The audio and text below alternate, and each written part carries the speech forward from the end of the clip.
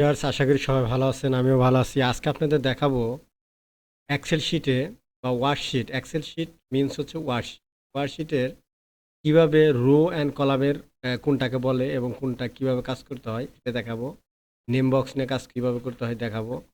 Formula bar, zoom and zoom out, sheet, decrease, indent এবং increase, indent, ডলারের কিভাবে কাজ করে, ডলারের পার্সেন্ট কীভাবে দেয়, পার্সেন্ট কীভাবে দেয় এবং কমা কীভাবে ব্যবহার করে, সেই প্রয়োগটা আমি আপনাদের দেখা দিব। তো লেটস স্টার্ট। আপনারা যদি আমার চ্যানেল নতুন হয়ে থাকেন অবশ্যই আমার চ্যানেলটা সাবস্ক্রাইব করবেন, বেল আইকন বাজিয়ে দিবেন এবং শেয়ার করবেন। তাহলে আমি নতুন নতুন যে ভিডিওগুলো দিব আপনারা সেগুলো দেখলে অবশ্যই তো লেটস দেখেন। প্রথমে রো এবং কলাম আমাদের জানতে হবে যে এক্সেল শিট বা ওয়ার্কশিটে এটা রো কোনটা কলাম কোনটা এটা আমাদের জানা দরকার। আমাদের দেখেন এখানে আমি যে এই যে এখানে এ আর B, A B C D এগুলো যা আছে এগুলো হচ্ছিল কি কলাম, এগুলো হচ্ছে কলাম। আর এখানে দেখেন আপনার সাইডে দেখেন 1 2 মানে 1 2 3 4 এগুলো হচ্ছিল কি, এগুলো দেখেন এগুলো হচ্ছিল রো, এগুলো হচ্ছে কি রো। সুপ্রিয় ভিউয়ার্স, আশা করি আপনারা বুঝতে পারতেছেন যে রো এবং কলাম এগুলো হচ্ছে রো। আর এগুলো হচ্ছে এ বি সি, এগুলো এইভাবে যে চলে যাচ্ছে এগুলো হচ্ছে কি কলাম। আর এই যে 1 2 3 এগুলো হচ্ছে কি রো। সুপ্রিয় ভিউয়ার্স, আপনারা বুঝতে পারছেন যে রো এবং কলাম কোনটা। এখন আপনাদের দেখো বক্স, নেম বক্স। দেখেন আমি এখানে একটা সিলেকশন করলাম অ্যাক্টিভ সেল। অ্যাক্টিভ সেল যে বারটা আমি সিলেকশন করলাম, সেলটা সিলেকশন করলাম। দেখেন এখানে আমার নামটা লিখি, এখানে নেম বক্স এই নামটা সিলেকশন করি। দেখেন এখানে আমি একটা আমি এখানে নেম বক্সে লেখা আছে এইটা আমি সিলেকশন। দেখেন এই নেম বক্সে সি কত নাম্বার আছে, 1 2 3 4 5। দেখেন সি, আপনার এই দিকে একটু খেয়াল করেন, এখানে দেখেন C5 আছে।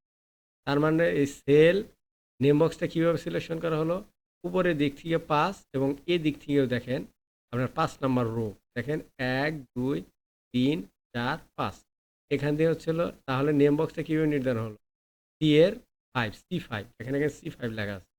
C5 মানে হচ্ছে এইদিকে কলামের দিকে 5টা কলাম যে সিটা এটা নির্ধারণ করবেন এবং এই দিকে রো হচ্ছে কত 5 নাম্বার রো, তাহলে হবে হলো C5। বিয়ার্স, আশা করি আপনারা বুঝতে পারছেন যে C5। এখন যদি আমি এখানে সিলেকশন করতাম এইটাই, দেখেন বি, বিতে আসছে, বি আসার পর B5, দেখেন B5। আমি যদি এখন তার উপরে বি এর উপরে সিলেকশন করি, দেখেন এটা হচ্ছিল বি কিন্তু হচ্ছে B4। সুপ্রিয় ভিউয়ার্স, আপনারা বুঝতে পারছেন যে কিভাবে আসলে রো এবং কলাম এবং নেম বক্সটা সিলেকশন।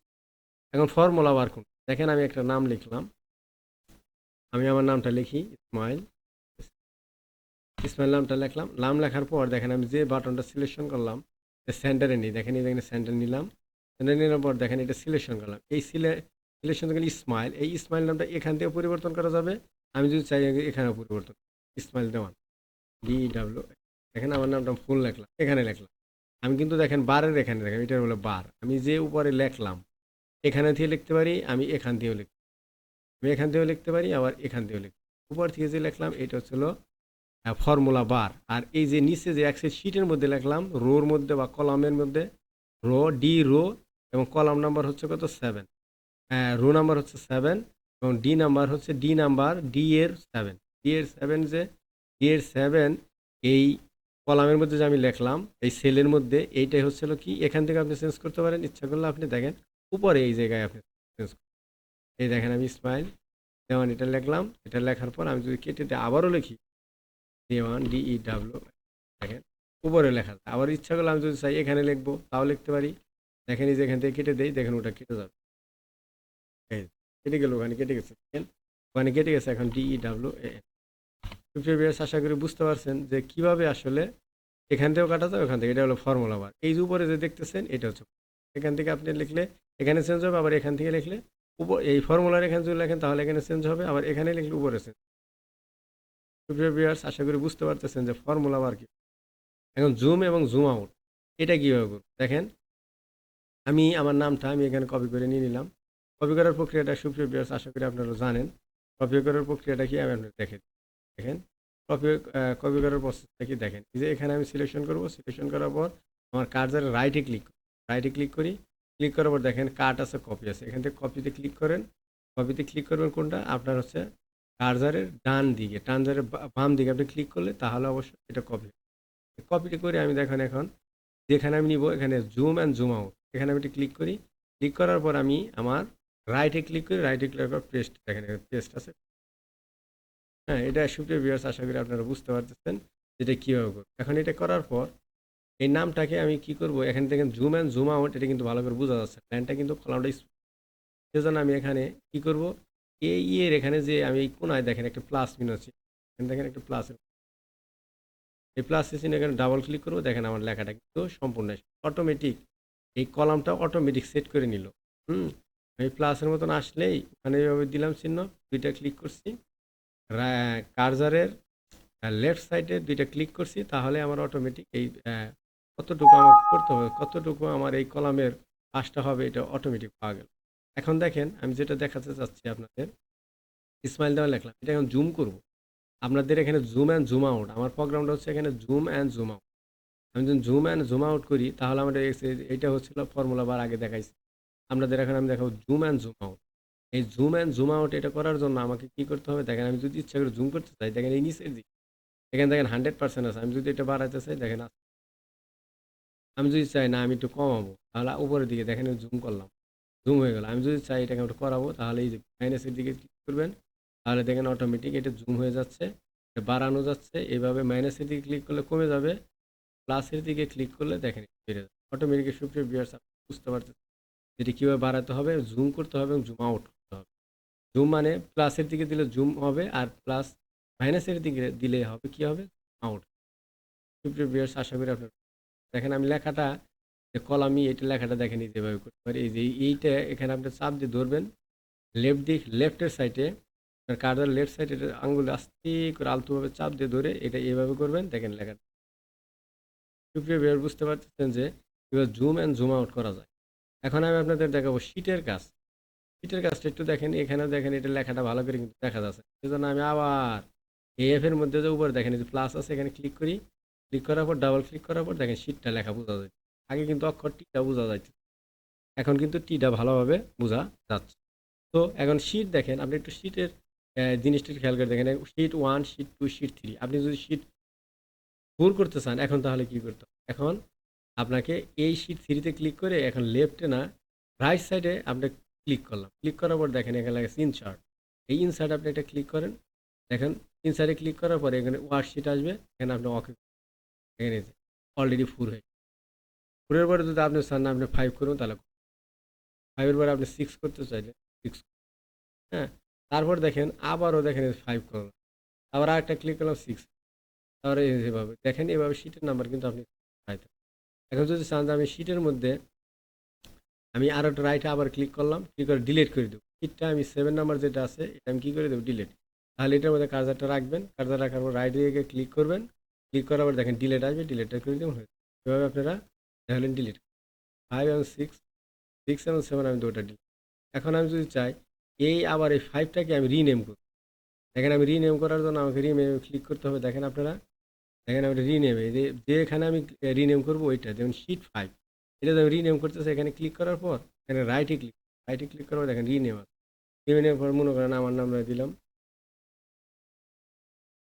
হয়ে গেল। দেখেন আশা করি বুঝতে পারতেছেন যে কীভাবে কোনো শীটের নাম আপনি পরিবর্তন করে রিনেম কীভাবে করতে হবে। সো আপনারা ডিলিট করার আশা করি আপনার।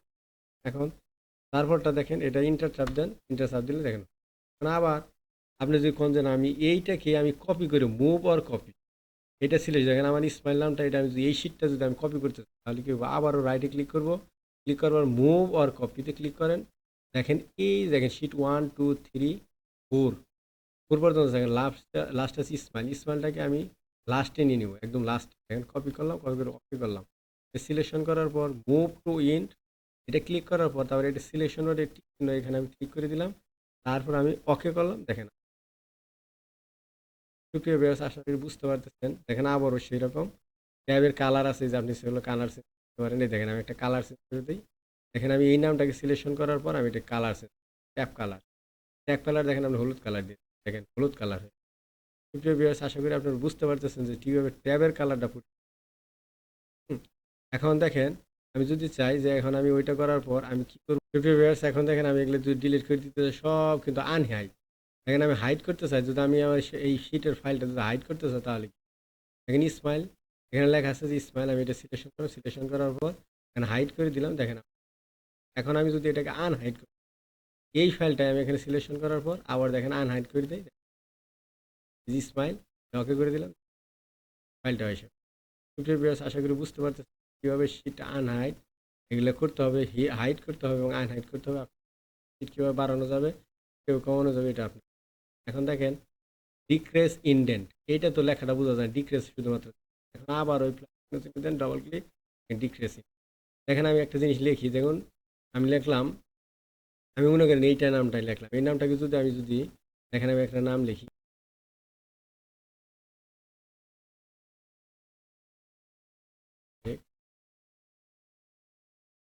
এটা যদি লিখি, লেখার পর আমি যদি চাই যে আমি এটাকে কি করব, যদি চাই তাহলে এই লেখাটা আমি কি করবো, ডিক্রেস ইনডেন্ট, ডিক্রেস ইনডেন্ট। তাহলে কি করতে হবে, দেখেন আমার এই যেখানে ডিক্রেস, দেখেন এটা ডিক্রেস ইনডেন্ট করে সিলেকশন করার পর আমি যদি ডিক্রেস ইনডেন্ট করবো তাহলে দেখেন এটা ওইদিকে যাচ্ছে, দেখেন ওই আবার যদি বলেন না আমি এখানে নিয়ে আসবো, আমি যদি ডিক্রেস ইনডেন্ট করার জন্য আবার এখানে এটা ক্লিক করা আছে, অটোমেটিক লেখাটা দেখেন এইদিকে আর ওইদিকে ডিক্রেস। হ্যাঁ সুপ্রিয় ভিউয়ার্স, আশা করি আপনারা বুঝতে পারতেছেন যে ডিক্রেস ইনডেন্ট ব্যবহার করে আপনি লেখাটা মাঝখানেও নিতে পারেন, আপনি যদি চান না আপনি কিনারে নেবেন তাও নিতে পারেন, অথবা আপনি যদি চান যে লেফটে নিতে পারেন লেফটে নিতে পারবেন, আপনি যদি চান রাইটে নেবেন রাইটে নিতে। সুপ্রিয় ভিউয়ার্স আপনারা বুঝতে পারতেছেন যে, আশা করি বুঝতে পারতেছেন যে লেখা কিভাবে ডিক্রেস ইনডেন্টের মাধ্যমে আপনি লেফট রাইট এবং মাঝখানে যে কোনো জায়গায় আপনি এটা কি করতে পারেন, রাখেন। এটা আশা করি আপনারা বুঝতে পারেন।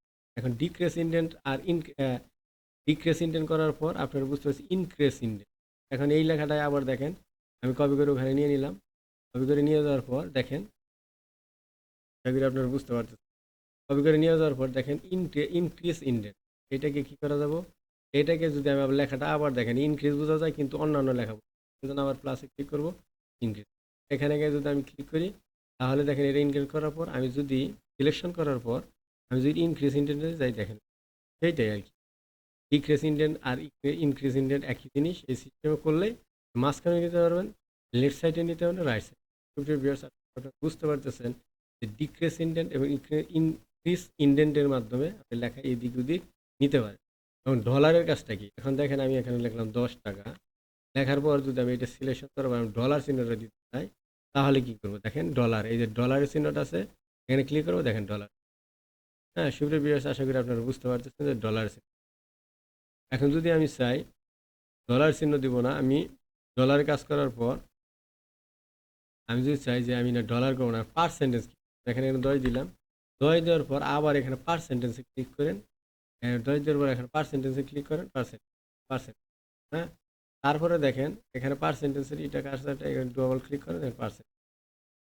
তারপরে দেখেন কমার ব্যবহারটা কি, কমারটা দেখেন, কমা লেখাটা ভালো করে বোঝা যায়, এটা আবারও এবার ডাবল ক্লিক করো, কমা লেখা, কমার ব্যাপারটা কি, কমা মনে করেন এখানে আমি লিখলাম অনেক সংখ্যা, অনেকগুলো সংখ্যা লিখলাম, কত লিখলাম এটা কিন্তু কমা নেই, তো আমি এখানে ক্লিক করার পর আমি এই কমাতে ক্লিক করে দিই, দেখেন কি কমাতে ক্লিক করার পর অটোমেটিক তারা কমা নিয়ে অটোমেটিক। সুপ্রিয় ভিউয়ার্স, আশা করি বুঝতে পারতেছেন যে কমার ব্যবহার, পার্সেন্টেজের ব্যবহার, ডলারের ব্যবহার, হ্যাঁ ডলারের ব্যবহার এবং ডলারের সাথে অন্যান্য যে অনেক ইউরো, ইংলিশ, ইউকে, তারপর ইউরো ডলার, চাইনিজ, এগুলো সব কিছু এই ডলারের যে চিহ্নটা আছে আপনি ওখানে সিলেকশন করে সবগুলো পরিবর্তন, ডলার আমি যদি চাই যে আমি শুধুমাত্র ডলার দিব না তাহলে অন্যটা যদি চেঞ্জ করতে পারি ইচ্ছা করলে, তাহলে 10 টাকার পর যদি আমি চাই না আমি এটা করবো না, তাহলে আমি যদি অন্যটা চেঞ্জ করতে দেখেন যে ইউকে আছে, এখানে আমি যদি চাইনিজ এটা চাই চাইনিজ সিলেকশন করলাম, আমি চাইনিজ। সুপ্রিয় ভিউয়ার্স, আশা করি আপনারা বুঝতে পারছেন কীভাবে আমাদের যে টোটাল এক্সেল শিটের প্রথম রো অ্যান্ড কলাম আপনারা বুঝতে পারছেন, নেম বক্স বুঝতে পারছেন, ফর্মুলা বার কীভাবে করালাম বুঝতে পারছেন, জুম অ্যান্ড জুম আউট আপনারা বুঝতে পারছেন, শিটের কাজ কীভাবে করতে, আর তারপর ডিক্রিজ ইনডেন্ট, ইনক্রিজ ইনডেন্ট বুঝতে পারছেন, এবং ডলারের কাজ কীভাবে করতে হবে, পার্সেন্টেজের কাজ কীভাবে করতে হবে, কমার ব্যবহার কী। আপনারা যদি আমার চ্যানেল নতুন হয়ে থাকেন অবশ্যই আমার চ্যানেলটা সাবস্ক্রাইব করবেন, আমি নতুন নতুন যে ভিডিওগুলো দিব আপনারা দেখলে ওগুলো অবশ্যই আপনারা কী হবেন, উপকৃত হবেন। তো আজকে এ পর্যন্তই থাক, পরবর্তী ভিডিও দেখার জন্য অবশ্যই আপনাদের শুভকামনা রইল। আসসালামু আলাইকুম।